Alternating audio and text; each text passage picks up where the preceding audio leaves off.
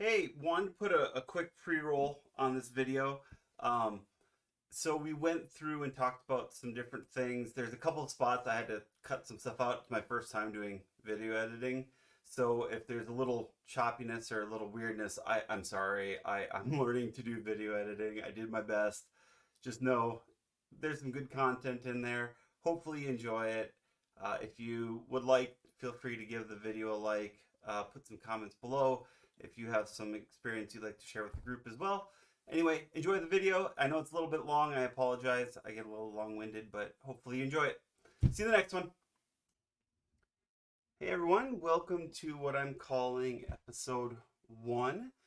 Um, Previously, I announced my retirement from coaching, so this is going to be uh, going through and talking about some philosophy things and some things I believe for coaching. In future episodes, we'll talk about some of the activities that I had done. We'll kind of go through different areas of the field, attacking, defending in each different area, some of the practice materials that I used as part of it. Maybe you can have it as part of your repertoire going forward as well. Um, to start, just as a quick note, so I did finish up my last tournament and last practice this last week. Um, we ended up getting third in the tournament, which was fun. We had our last training session then the following Thursday.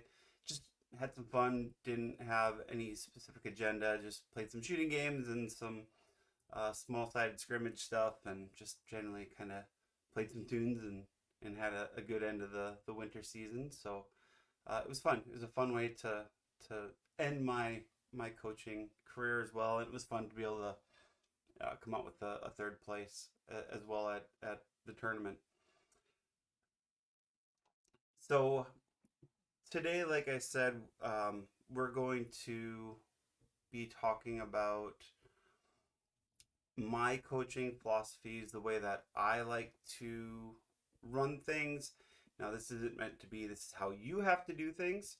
Um, this is just how I like to run games, how I like to view practices. Um, Maybe you can take inspiration from it.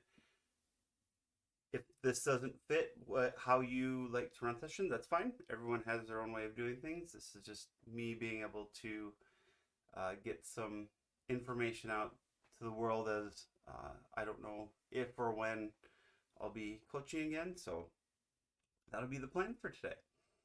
I To start off with, let's talk about what is a coaching philosophy, why it's important, and and uh, how that can affect you working with your players. So, to me, a coaching philosophy is just an underlying rule of what are the goals that I want to have season over season, and it might be for different teams. I've coached youth teams. I've never coached professionally. I've never coached even at a high school level. I've coached high school age kids at a club level here in the United States, but never for an actual high school. I've never coached for professional teams, professional clubs, anything like that. So take that to heart. Again, I've been coaching for 8 years, I think we called it, all at the youth level. So a lot of my experience comes just from coaching at the youth level. Um, for me, my philosophy, season over season, team over team, is always, excuse me, just constant growth. Um, I want to be able to see as we start the season and then we end the season, were we able to improve both as a player and as a team? Soccer, football, whatever you want to call it, is a team sport, no matter how you look at it. But there's a lot of individual components that go into that as well. So, can we make improvements both as a team, work as all of us working together towards a common goal, but also as an individual? Are we able to increase our skills, become better players? as we go through. Part of that for me as well is taking every learning opportunity that we can to help the kids become better people as well. That means if you lose, great learning opportunity. Let's learn from that. You didn't get a call from the ref that you wanted. Great. Let's talk about it and process through what does that mean, like, and how can we grow and learn from those opportunities.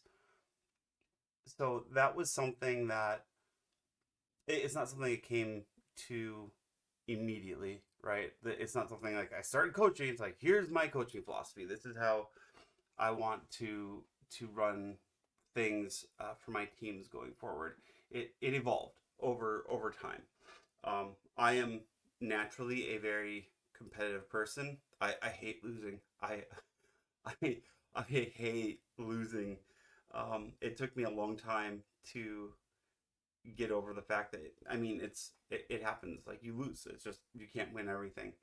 Um, but for me, putting being able to put together what does that look like and how can we learn from things, it took me a while, but I got there eventually, and it definitely I think allowed the kids to become better players because of it as well. So for the rest of this, I think it might help just as we go through things. We're gonna kind of put some notes in here as we go, just so that we can have a ability to talk through and keep track of where things are at and what we're kind of doing as we go through everything. Shrink this down just a little bit. There. Okay. So first thing, we already talked about with our coaching. As we talked about earlier, the first thing that we have with our coaching philosophy for me again is constant improvement. And I apologize if there's spelling mistakes in here. I use autocorrect a lot for things. So um, yeah, joys of being a software engineer. So constant improvement, it's the number one thing over season, year over year. These are the things that I want to see. I did put in the last couple seasons. I decided to put in a way of tracking this. It's hard to see constant improvement if you don't have a way of tracking it, right? From a player perspective, especially. Um, as a coach, objectively, you can look at a player and say, hey, where you were before to where you are now, it vastly improved. Congratulations, way to go. But without having some facts around it, it becomes harder to do. So coming up with a tracking mechanism for it um, becomes important. So I had essentially, we'll call them tests that, call them performance metrics, whatever you want to do. So we do beginning of season, and then end of season, and we're just evaluating certain things. What are we looking for? And these will change depending on the age group you have. I had a group of U13 girls, so we did things like pacer tests. Some people call them beep tests. Just see what stage they could get to. We did things like everyone is on the edge of the 18, and you get 5 attempts to hit any place on the goalpost, uprights, crossbar. It doesn't matter if you hit the goalpost.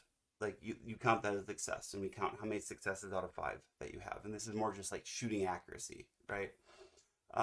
We had a 15-yard pass accuracy. Again, this isn't power. This is straight. Put a cone 15 yards out from the player and see how close they can get to that cone. Again, just how accurate can we be with our passing? They got 2 attempts, the best of 2 attempts. We did a longest kick. You get 2 steps back from the ball, kick it as hard as you can across the field, and then step out how many steps it takes to get to your furthest kick. Things that can kind of still be fun, but it's a way for us then to track all of it. And I had a spreadsheet, I had all the names, and we wrote stuff down as we went, filled lap tests, stuff like that. Stuff that can be consistent from beginning to end. It's the same activities both times, but allows for tracking of that. Team tracking is a little harder, right? Um, Finding activities that are as a team have we improved. Um, if you're playing regularly every weekend, stuff like that, especially if you can play repeat opponents, um, you all of a sudden can look at like, okay, we lost to them, at the beginning of the season, but then we ended up tying or winning at the end of the season. It shows improvement versus another team.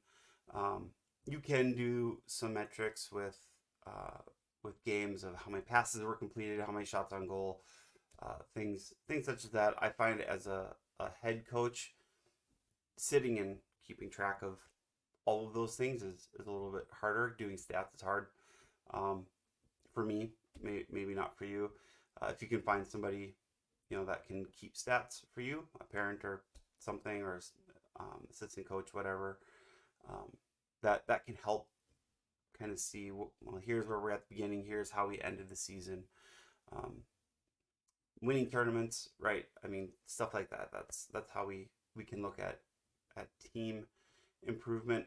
At younger ages, though, the individual improvement has to take precedence over the team, because kids are more and more inward focused the younger they get. They can start understanding concepts of team and larger group and self-sacrifice for others as they get older. But when they're young, they don't have those concepts. Everything is me focused, right? So you have to have the structure of, okay, here's how you improved over that, and you have to become much more individual and player focused as part of that. So that's always the big one I always bring with, is I want to see improvement, season over season, year over year, and there's some intrinsic motivation that needs to come with that. You can't push this. If a kid doesn't want to improve, they're not going to improve. There's got to be some sort of motivation, which brings me to my second point, which my coaching philosophy, and I'm just going to put down here as fun. In my mind, if a kid, especially at younger ages, isn't having fun at your trainings, they're not going to come back, right? Because it's not fun. The younger kids are fun motivated, right? If it's just work, they're not going to have the motivation to keep doing it, because there's no enjoyment out of it.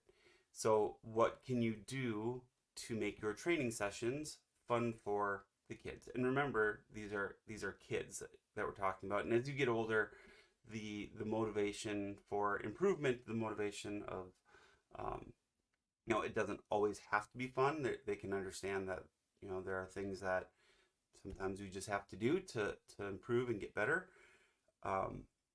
That comes with age, and we're talking late middle school, high school age.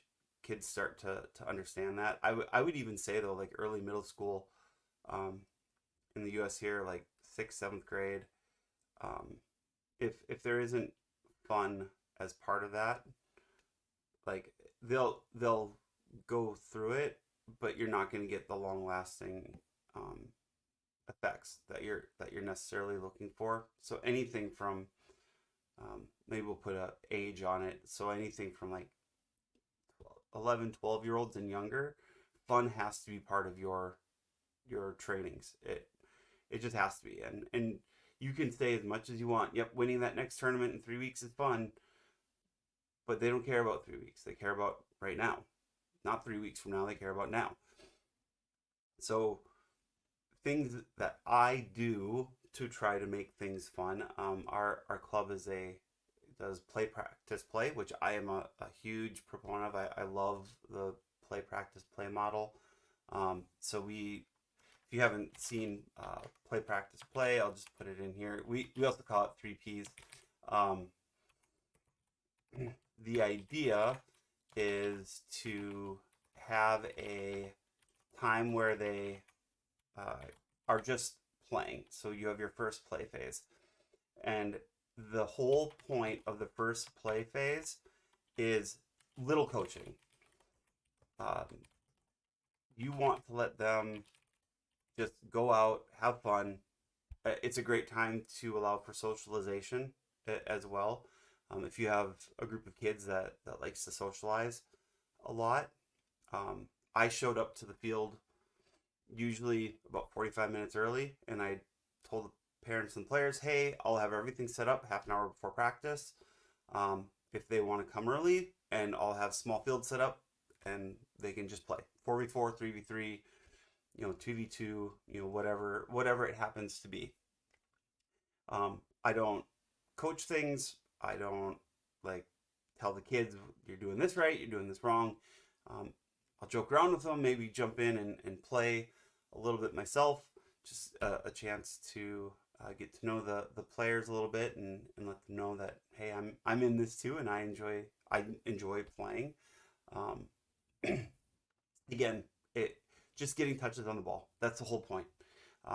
Once I hit, okay, practice time starts, we might go back to play phase as part of that and say, okay, here's what our topic is for today. We're going to go back to the fields that you're on if you want to move people around, and we're just going to play. And, we might add some things in that we're going to talk about, but as you're going, just think about, here's our topic, and I want you to think about that as you're going to play for another 5-10 minutes. We had, at the older ages, we had 90-minute sessions.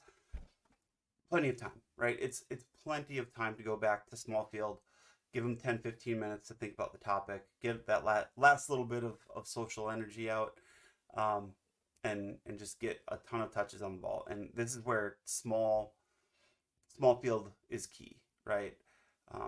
If you want touches on the ball, you can't have a lot of players. You have to have small field, small number of players. From here, usually the other thing I like to do, this is me personally, don't have to do it. I have a outdoor speaker, like a big one, great big one.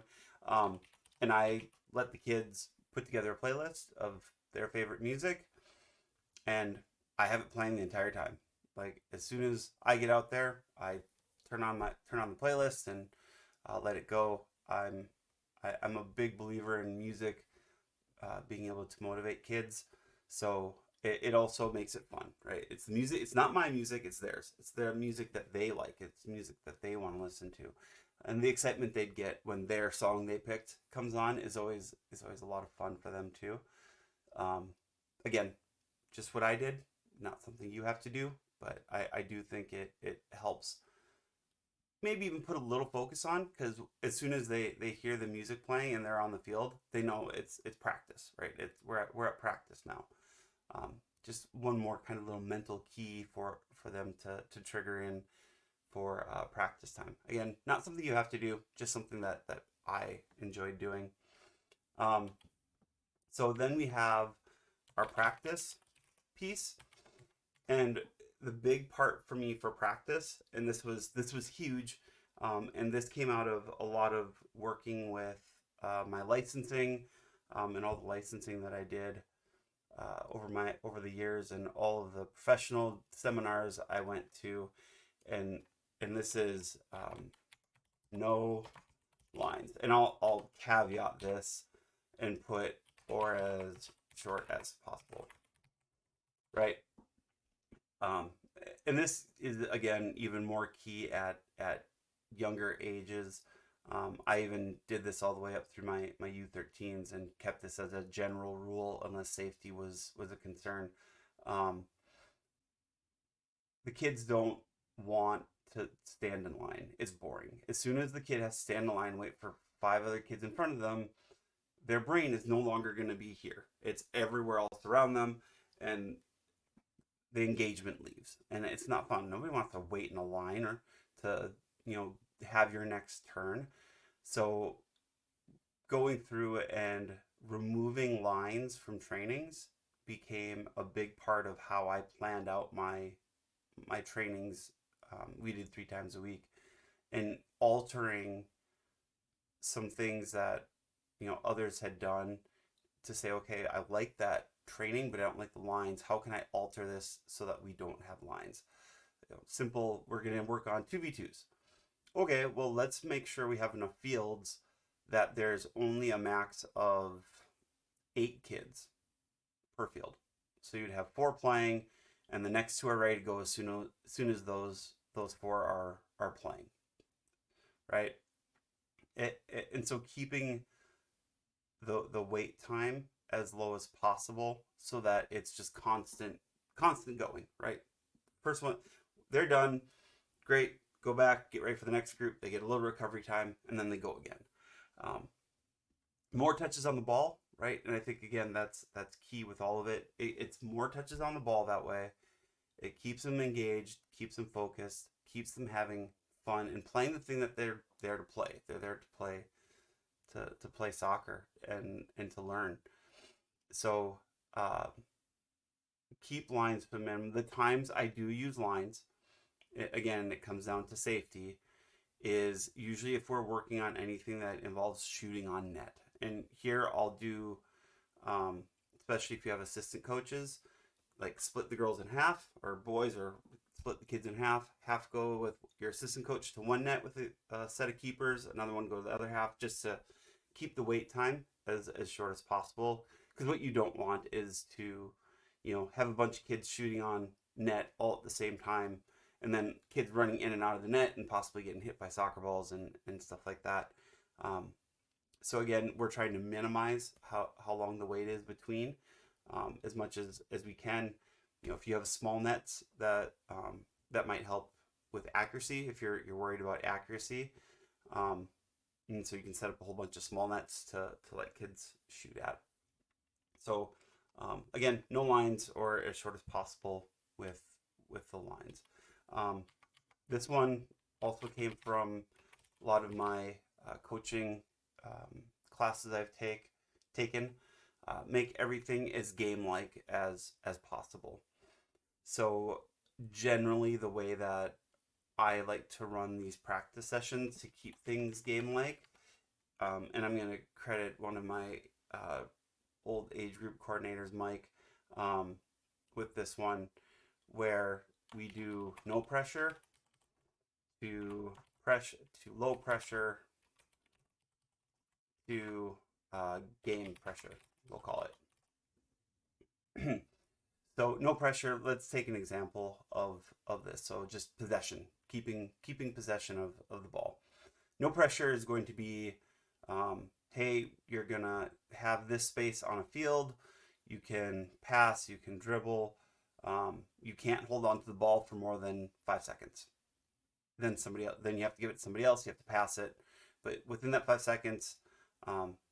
And so I'll set up like a box. Everyone has pennies. There's like maybe 3 teams going at once. Don't run into anybody. Keep your head up. And so it allows for both. There's not a lot of, like, nobody's trying to steal the ball from you, right? But it makes you still work on finding a pass to a teammate, be able to dribble, those types of things. We then move to low pressure, so maybe we move to a rondo. So now we have, they like to call it over the river. Essentially, you have 2 players on each side. Ball's over here. We're trying to keep possession after 5 passes. A defender comes over, and you keep adding defenders after every 5 passes until the ball goes to the other side. That's an example of a low pressure possession type scenario. And then we get to game level pressure. And so if we're working on possession by our own net, we'll actually set up with, if we're 11v11, goalkeeper, our back 4, our set of defenders for our midfielders against attackers coming in, and make it very game-like at that point. And I always have my game pressure, and where the players are playing in their positions. We're playing, maybe half field as far as the length, but we're playing full width of the field as much as possible, and keep it as game-like as we can. So we're building up as we go. This works really well, especially at the really young ages, because you can introduce something, and then if there's issues as you move up, you now can go, okay, well, we didn't have any issues here. We didn't have any issues when we had no pressure. We added a little bit. Well, okay, well, where are we breaking down? And let the kids think about it, right? Really let them say, okay, why are we having issues here when this wasn't an issue? Is it nerves? Is it um, decision making? Where's the breakdown as we move up? Um, which once we get to this game pressure, the idea, and this again is going to depend on the size of your team and the size of the number of players you have, um, is to go to your second play phase, which is full field, and the idea with playing a full field game at this point is take everything that you've learned here and now take that and implement it, right? So take what we've just been working on, usually leave 20 minutes, 15, 20 minutes, depending on how long your halves might be for the games that you play. And now we're going to work on it. We're actually going to play it full field and we're going to see how it goes. If you have a smaller group, I will have this full field second play, just an extension of this kind of game pressure level where maybe it's a half field type scenario. And then you're just switching who's attacking and who's defending. So this is best if you have enough players to do it. Even if I would even say so much as if you have the ability to, let's say you're normally 11v11 team, but you want to have 22 players. We can't play 11v11, but you have 18. Okay, well, just switch it down to a 9v9. You can still see the same concepts. It's just a different formation. So keeping the thing that I like to say is, whereas this one is hands off, right? We're letting him play. We're letting him have fun. This is coaching play, right? This is the time where, and I know you're not supposed to use these. You're supposed to use freezes as little as possible. If there's an important thing that we need to make sure everyone sees, using freezes as little as possible, but being able to show what's happening big field so they can see it. Individual topics, we'll call it, but conversations, being on the field and being able to go like, okay, I see what you did right there. That's fine. I think that was a fine decision, but what other options do we have? What did you see versus what did I see? I think that's a big piece of all of this, is taking it and saying, okay, we've talked about all of our topics. We've worked on keeping possession, and now we're going to move into playing. And now, okay, so what happens when we get into play phase and this just gets thrown out the window, right? You're just learning it. The kids are forgetting everything that you just worked on. They're taking on 5 defenders at once. They're not passing. They're not finding the open lanes where they need to. They're not moving into space. Okay, well, now we need to stop. And if you call it a freeze, or if you call it a group up, or whatever you want to call it, we're going to stop. We're going to remind, hey, remember what we talked about, right? This is what our topic was, and here's what I'm seeing, right? I'm seeing us not doing what we talked about. And for kids, especially young kids, it's very easy to go back into old habits, right? Very, very easy. So you have to be able to break the mental connection on that repeatedly to say, okay, I understand that this worked for you before, maybe, but now we need to move to something, a new way of doing things. And so enforcing what you were talking about, even if it feels weird and the kids are not having a lot of success, especially like at the beginning of the week, because I do weekly topics with it. The first day is going to be tough, right? This is going to look ugly. It's going to look bad. That's okay. The idea is by the end of the week, hopefully this looks closer to what you want to see. And through all of this, remember, we're still in the fun. Like this, if all of this isn't fun, if the kids don't enjoy this because you're freezing every 15 seconds, like every time the ball's moved, you're freezing, and you can see it. especially with the younger kids. And if you're doing too much of this, as soon as you say freeze, you're gonna see the right? Like you can see it if you pay attention to it. If you're freezing way too much, like you will see it and you will know. This isn't fun. It's learning, but it's not fun. So understanding that this needs to be limited. If you're yelling at the kids, right? When you're talking to them, that isn't fun. Don't yell at the kids. Talk to them. You're an instructor. You're there to teach them, right? So when you're talking to a kid, you're not yelling at them. You're just talking. You're explaining. You're looking for their feedback. It needs to still be fun. Again, make things game-like. Make the kids are there to play soccer. Make it game-like, right? If all you do is rondos, and when they get on the field, like all of a sudden, they have no idea how to play a soccer game, right? All they know is how to pass the ball around in a circle. Make it game-like. Keep your lines down, right? Make things fun for the kids. How am I doing on time? We're already half an hour in, so we're gonna try to wrap this up here pretty quick. The last one, and I've touched on it already, is instructional versus coaching. For me, I am a coach in the fact that I am working with the kids in a sport, and that is normally labeled as a coach, right? I view it as I'm an instructor in a physical activity, right? Think of it like a phy ed teacher in school, whatever you want to call it. I just specialize in soccer. The difference between here, especially if you want to think generationally, if you're my age in your 40s, you all had that coach.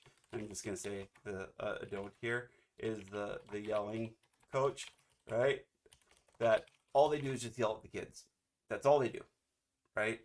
This is not helping the kids, right? And especially at younger ages, there is emphasizing what you're trying to do, and then there's yelling, right? Yelling just breaks a kid down, and that's not helping the kid become a better person, which again comes back to rule number 1, constant improvement, which includes making kids better people in the end. Being that yelling coach that a lot of us who are in our 40s had, that coach that all they did is just scream at you, right?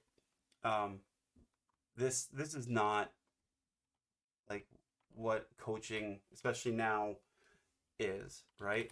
So the do side of this is instructional coaching. So we're going to put, what is that, right? It's questions, right? Asking and making the players think and use their own heads. So instead of telling them what to do or telling them, here's what you did wrong, ask the question, and it can't be a yes or no. It has to be something that they actually have to think about. I'll give you an example. Somebody makes a bad pass in front of the goal, right? You're in your play phase. They make a bad pass in front of the goal. The other team scores. Not what we want to see, right? So instead of being like, oh my gosh, why'd you make that pass? That was a terrible decision. You got to do better next time. Instead, asking the player, hey, did we see what happened there? And that's a yes or no, that's fine. We just want to make sure that they're listening to us. And then asking, okay, what could have you done different? What other options and choices did you have? And just let them think, especially really young kids. They might not have an answer right away. And that's okay. If they don't have an answer right away, just be like, just think about it. I'll ask you again later. Just asking the question and making the brain process. Soccer is a decision-making game. It's like almost any other sport that exists. Each player has to make continuous decisions about what to do and where to move and what is my next thing I need to think about. And if you take away the ability for them to make decisions, or you haven't taught them how to make decisions by asking questions, they're never going to develop properly. So questions become the key to interactions with kids. And this is back to the instructional coaching. If I've done this even with kids that had just an amazing pass, it was maybe a high risk pass, but like they ended up scoring off of it. That's amazing. That's great, and praise them as part of that. But if there's learning opportunities with it that you see, um, and saying, "Hey, that was a really great pass. I really love that. That was really cool." But I also want us to think about what were our other options, right? Did you was there anyone behind that you could have done a pass backwards to keep possession? No. Okay, well, tell me what your other options were. Maybe they say, well, I had more space, I could have dribbled into. Yep, absolutely. I agree with that. Um, and then going through and saying, okay, again, I have zero problem with that decision you made to begin with. I think it was a wonderful, beautiful cross in. It if what made you decide to take that path versus some of the other ones that are there? And maybe it's a good team learning opportunity of, well, there was a back pass they didn't know about because the defender didn't let them know they were there and were available. Okay, well, now we can talk about communication and going through and being better communicators on the field as well. So questions becomes huge, right? Asking these questions becomes huge. The other side, and I'm going to call this parent teaching. So here in the U.S., not everyone here, not every parent here is a soccer like professional, and most parents that are my age probably never even watched a soccer game in their entire life, other than maybe their kids. Um, so educating parents becomes very important as part of that too, so they can understand what your expectations are. And I think I'll put this parent and player teaching,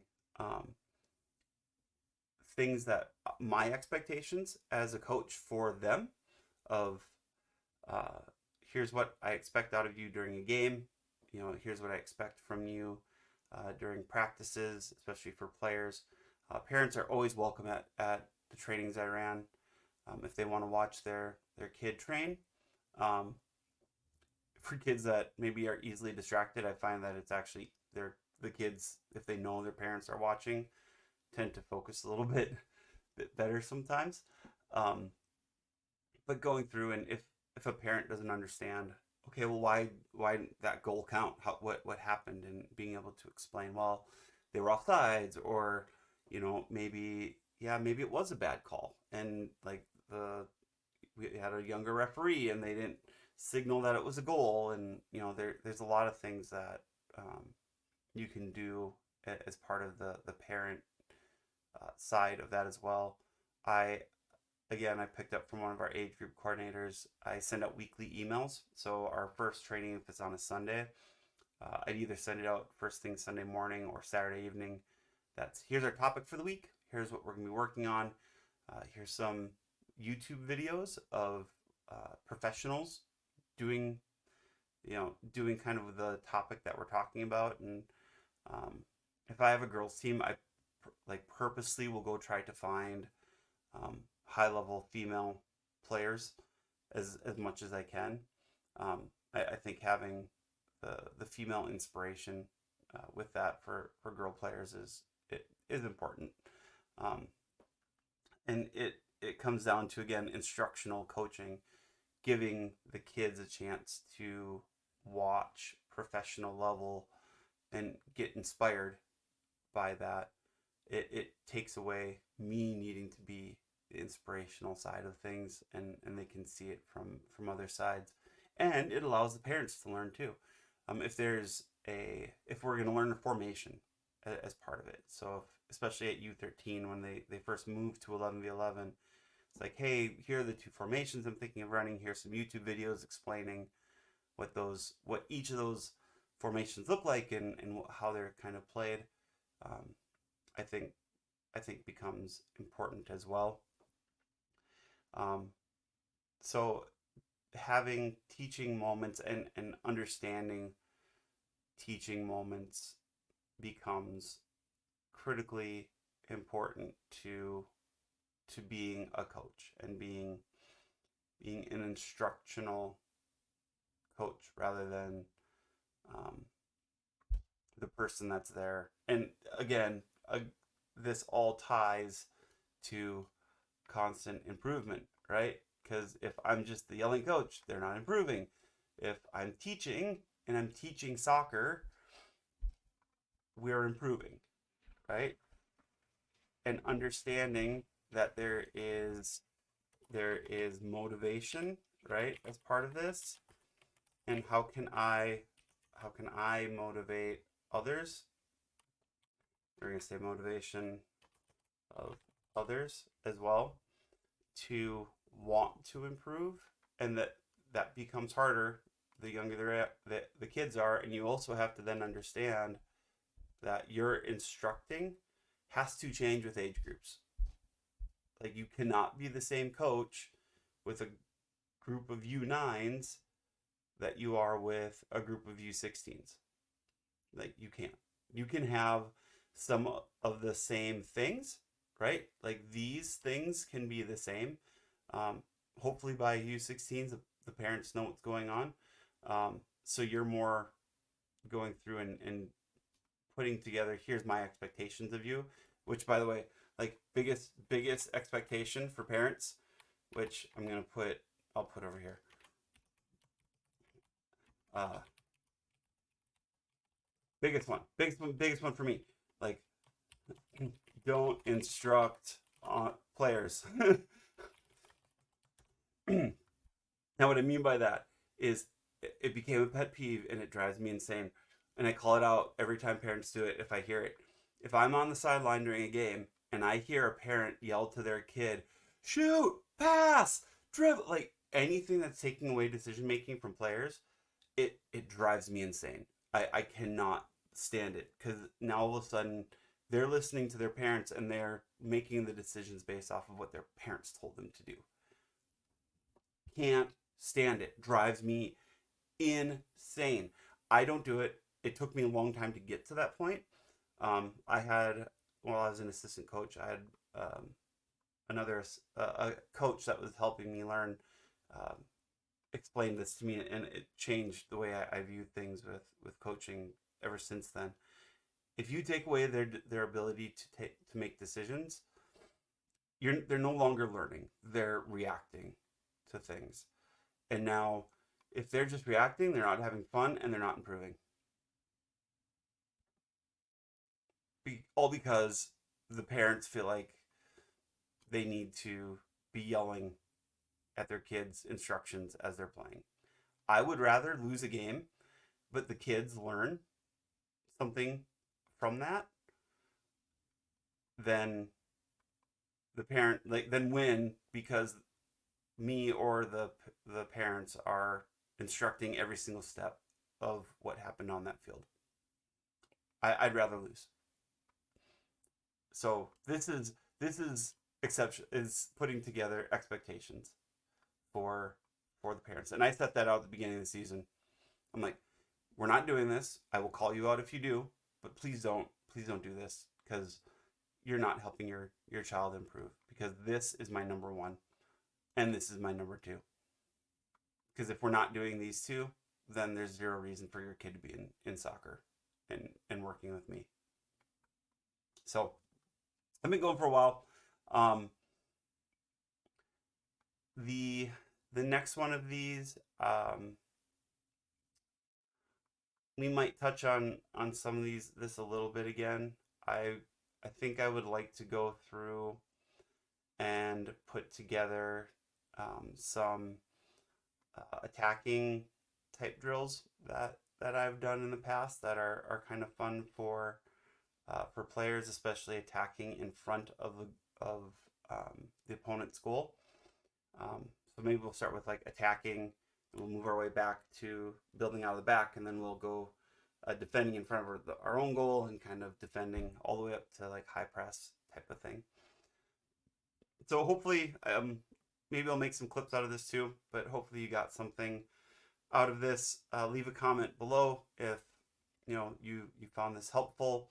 I don't have any moderation on, but if people are going to start being nasty, I'll start moderating stuff a little bit. Again, I'm Coach Dave. I hope you have a wonderful rest of your day, and I will see you on the field. Later, all.